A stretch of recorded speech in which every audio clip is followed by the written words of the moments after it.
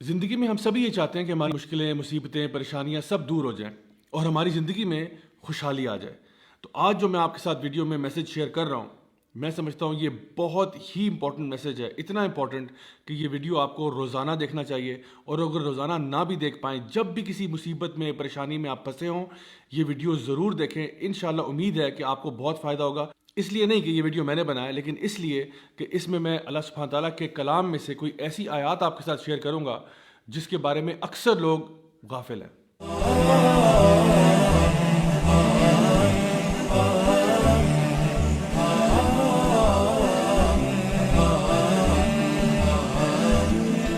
السلام علیکم ورحمۃ اللہ وبرکاتہ۔ My dear brothers and sisters, سب سے پہلا سوال آج کا یہ ہے کہ اصل میں ہم خوشی کس چیز کو کہتے ہیں؟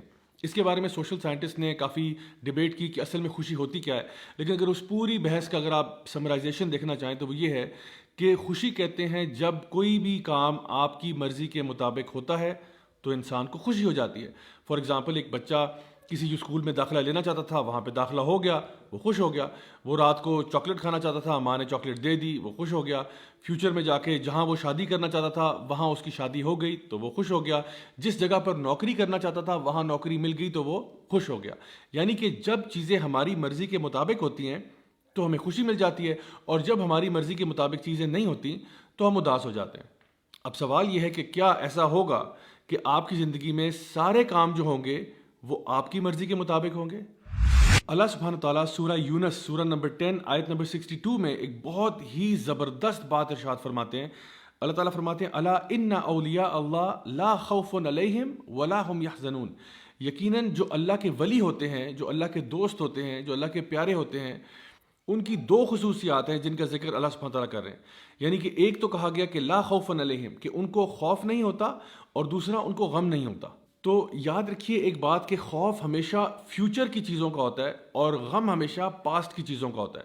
یعنی خوف ہمیشہ اس چیز کا ہوتا ہے جو ابھی ہوئی نہیں ہوتی۔ مثلا مجھے ایک جنگلی جانور کاٹ جائے گا، مجھے خدا نخواستہ کرونا وائرس ہو جائے گا، میں امتحان میں فیل ہو جاؤں گا، مجھے نوکری نہیں ملے گی۔ یہ سارے خوف ہیں جن کا تعلق مستقبل کے ساتھ ہے۔ اور اسی طرح سے غم جب انسان کو ہوتا ہے تو وہ ہمیشہ کسی پاسٹ کی چیز یا ماضی کی چیز کے بارے میں ہوتا ہے۔ مثلا کاش کہ میں نے پڑھ لیا ہوتا تو آج فیل نہ ہوتا، کاش کہ میں نے یوں کر لیا ہوتا، کاش کہ میں نے وہ کر لیا ہوتا۔ یعنی انسان جب بھی غم کی حالت میں ہوتا ہے تو غم ہمیشہ گزری ہوئی بات پر کیا جاتا ہے، اور جب بھی انسان خوف زدہ ہوتا ہے تو وہ ہمیشہ کسی فیوچر کی چیز کے بارے میں خوف زدہ ہو رہا ہوتا ہے۔ تو اللہ سبحانہ تعالیٰ یہ بتانا چاہ رہے ہیں کہ اگر آپ واقعی میں اللہ کے ولی ہیں، اللہ کے دوست ہیں، تو آپ کو یہ پتہ ہونا چاہیے کہ اللہ تعالیٰ العلیم بھی ہے اور الحکیم بھی ہے۔ العلیم کا مطلب یہ ہے سب سے زیادہ علم والا اللہ ہے، الحکیم کا مطلب یہ ہے سب سے زیادہ حکمت والا اللہ ہے۔ یعنی اللہ تعالیٰ ہمارے سے علم میں بھی زیادہ ہے، ہمارے سے سمجھ میں بھی، ہمارے سے وزڈم میں بھی زیادہ ہے، اور ہمیں شاید کسی بھی تصویر کا ایک چھوٹا سا پکسل نظر آ رہا ہوتا ہے، اور اللہ تعالیٰ کو پوری تصویر نظر آ رہی ہوتی ہے۔ ہم اپنی لمیٹڈ سوچ کے اندر اکثر اوقات مسئلوں کو سمجھ نہیں پاتے، جیسا کہ سورہ البقرہ کے اندر بھی سورہ نمبر 2 آیت نمبر 216 میں اللہ سبحانہ تعالیٰ ارشاد فرماتے ہیں کہ شاید ہو سکتا ہے کہ تم کسی چیز سے محبت کرتے ہو، تم کسی چیز کو اپنے لیے اچھا سمجھتے ہو، لیکن وہ تمہارے لیے اچھی نہیں ہے، اور ہو سکتا ہے کہ تم جس چیز کو برا سمجھتے ہو اصل میں وہ تمہارے لیے بری نہ ہو۔ اللہ جانتا ہے اور تم نہیں جانتے۔ تو جس دن انسان یہ فیصلہ کر لیتا ہے کہ اللہ مجھ سے زیادہ جانتا ہے، اللہ مجھ سے بہتر جانتا ہے، اللہ کی حکمت میرے سے بہت زیادہ ہے، تو وہ آٹومیٹکلی اپنی مرضی کی بات نہیں کرتا، وہ اللہ کی مرضی کی بات کرتا ہے۔ اسی لیے صحابہ کرام رضی اللہ عنہم اجمعین یہ کہا کرتے تھے کہ جب ہم لوگ دعا مانگتے ہیں اور ہماری دعا قبول ہو جاتی ہے تو ہمیں بڑی خوشی ہوتی ہے، اور جب ہماری دعا قبول نہیں ہوتی تو ہمیں اور بھی زیادہ خوشی ہوتی ہے کہ پہلے تو جو مرضی تھی وہ ہماری تھی، لیکن اب جو ہوگا وہ اللہ کی مرضی کے مطابق ہوگا، اور یقیناً اللہ کی مرضی ہماری مرضی سے بہتر ہے۔ اللہ آپ کو آپ کی ماں سے بھی زیادہ چاہتا ہے، تو ایسا کیسے ہو سکتا ہے کہ اللہ آپ کے ساتھ کوئی ایسا معاملہ کرے جو آپ کے لیے برا ہے؟ میں آپ کو اپنی لائف سے کچھ ایگزامپلس بتاتا ہوں کہ جب میں نے کالج یونیورسٹی کی طرف جانا شروع کیا تو میں نے کچھ یونیورسٹیز کے لیے اپلائی کیا جہاں پہ میرا بہت دل تھا، اور میں نے بڑی محنت بھی کی، میں نے دعائیں بھی بہت مانگی، لیکن میرا داخلہ نہیں ہوا۔ پہلے ایک یونیورسٹی کے لیے ٹرائی کیا، پھر دوسری کے لیے ٹرائی کیا، دونوں میں نہیں ہوا، اور آپ یقین کریں میں اتنا ڈیوسٹیٹ ہوا، میں ایک طرح سے آپ کہہ سکتے ہیں کہ میں اللہ تعالیٰ سے نعوذ باللہ کوئی ناراض ہو گیا، اور میں یہ سوچنے لگ پڑا کہ یا اللہ مطلب تیرا اتنی بڑی تیری کائنات ہے، اتنا بڑا تیرا قبضہ قدرت ہے، اور اس میں اگر ایک مسکین میرے جیسا اس یونیورسٹی میں چلا جاتا تو اس میں کیا کمی آ جانی تھی؟ یعنی کہ اگر میرے جیسا ایک مسکین انسان اس یونیورسٹی میں داخل ہو جاتا تو آخر اس میں کیا ہی حرج تھا؟ لیکن آپ یقین کریں کئی سالوں کے بعد مجھے سمجھ میں آیا کہ اس کی حکمت کیا تھی. میں ان یونیورسٹیز میں ایز اے اسٹوڈنٹ تو نہیں گیا، لیکن بار بار ان یونیورسٹیز میں ایز اے ٹیچر ضرور گیا، لیکچرز دینے کے لیے، ٹاکس دینے کے لیے، ورک شاپس کرانے کے لیے. اور جس شان و شوکت کے ساتھ میں وہاں پہ گیا اور جس پروٹوکول کے ساتھ گیا، وہ اللہ ہی بہتر جانتا ہے کہ میں اس کا ڈیزرونگ تو نہیں تھا. لیکن میں نے بعد میں جب اس کے بارے میں غور کیا اور سوچا تو یہ خیال آیا کہ واقعی میں اس ٹائم پہ جو سوچتا تھا، اللہ کا پلان میرے پلان سے کروڑوں گنا بہتر تھا. اور ایک دفعہ ایسا بھی ہوا کہ میرا پاؤں جو ہے وہ 4 جگہ سے ٹوٹ گیا، اور وہ اسی طرح سے میں سوچتا تھا اس کے بارے میں کہ آخر اس میں کیا حکمت ہو سکتی ہے. مطلب نارمل میری روٹین چل رہی ہے، لوگوں کو پڑھانے کا سلسلہ چل رہا ہے، پڑھنے کا سلسلہ چل رہا ہے، تو یہ جو میرا پاؤں ٹوٹا ہے، کیا یہ ضروری تھا؟ کیا یہ ضروری تھا کہ یہ واقعہ پیش آتا؟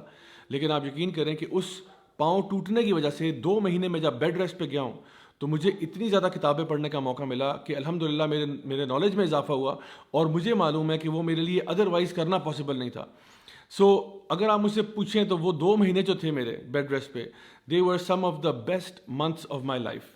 اسی طرح سے ہماری زندگی میں ایسے بہت سارے واقعات آتے ہیں کہ ہم لوگوں نے جی CSS کا امتحان دیا، نہیں ہو سکا، کہیں پہ شادی کرنا چاہ رہے تھے، نہیں ہو سک رہی وہاں پہ، کہیں اور ہم نے بزنس میں انویسٹ کیا، بات نہیں بنی، تو ہم پریشان ہو کے بیٹھ جاتے ہیں کہ پتہ نہیں ایسا آخر کیوں ہے. کبھی کبھار اولاد کے معاملے میں ہم یہ سوچتے ہیں کہ ہائے میں تو بیٹے چاہتا تھا، اللہ مجھے بیٹیاں کیوں دے رہا ہے، یا میں اولاد چاہتا تھا، مجھے اولاد کیوں نہیں مل رہی. آپ یقین کریں گے میں کچھ ایسے لوگوں کو بھی جانتا ہوں جن کی شادی کے 18 سال کے بعد، 20 سال کے بعد اللہ تعالیٰ نے ان کو اولاد دی ہے. کچھ ایسے لوگ بھی ہیں جنہوں نے بہت چھوٹے بزنس سے آغاز کیا اور 10 15 20 سال کے بعد اللہ تعالیٰ نے ان کو کروڑ پتی بنا دیا. My dear brothers and sisters, اللہ تعالیٰ آپ کے ٹائم ٹیبل کے مطابق نہیں چلتا، ہم اللہ تعالیٰ کے بتائے ہوئے ٹائم ٹیبل کے مطابق چلتے ہیں. سو آپ اپنے طور پہ پوری کوشش کریں، پوری محنت کریں. اگر تو اللہ تعالیٰ نے چاہا تو اسی میں اللہ تعالیٰ خیر و برکت ڈال دے گا، اور اگر اللہ تعالیٰ نے ایسا نہ چاہا تو یہ بات جان لیں کہ جو بھی فیصلہ اللہ کا ہوگا وہ آپ کے لیے بہتر ہوگا. اسی لیے اللہ سبحانہ تعالیٰ ان اگلی آیات میں ارشاد فرماتے ہیں الذین آمنوا وکانوا یتقون، کہ یہ وہ لوگ ہیں جو اللہ کے ولی ہیں، جو کہ ایمان لاتے ہیں اور تقوی اختیار کرتے ہیں. لہم البشریٰ فی الحیات الدنیا وفی الآخرہ، اللہ تعالیٰ ان کو خوشخبریاں سناتا ہے دنیا میں بھی اور آخرت میں بھی. مائی ڈیئر برادرز اینڈ سسٹرز، اگر آپ ان آیات کو سمجھ جائیں تو آپ کو یقین ہو جائے کہ جو لوگ بھی اللہ تعالیٰ کے دوست بن جاتے ہیں، نہ فیوچر کے بارے میں ان کو ٹینشن ہوتی ہے کیونکہ ان کو پتہ ہے کہ جو فیصلہ اللہ کرے گا وہ بہتر ہوگا، نہ پاسٹ کا غم ہوتا ہے کیونکہ وہ پاسٹ کے بارے میں اگر جو غلطیاں کوتاہیاں ہوئی ان سے توبہ کر کے آگے آپ جا چکے ہیں. یہی وہ لوگ ہیں جن کے بارے میں اللہ تعالیٰ فرماتا ہے کہ اللہ تعالیٰ ان کو دنیا میں بھی خوشیاں دیتا ہے اور آخرت میں بھی خوشیاں دیتا ہے. انشاءاللہ آئی ہوپ کہ اس سے آپ کو بات واضح ہوگی، اور اب پریشانی ٹینشن لینے کی کوئی ضرورت نہیں ہے کیونکہ اللہ ہمارے ساتھ ہے نا. ٹینشن تو وہ شخص ہے جس کے ساتھ اللہ نہ ہو، لیکن جو اللہ کا دوست ہے اس کو کیا خوف، اس کو کیا غم. Until next time, this is me, Raja Zawlak, signing off. Wassalamu alaikum wa rahmatullahi wa barakatuh.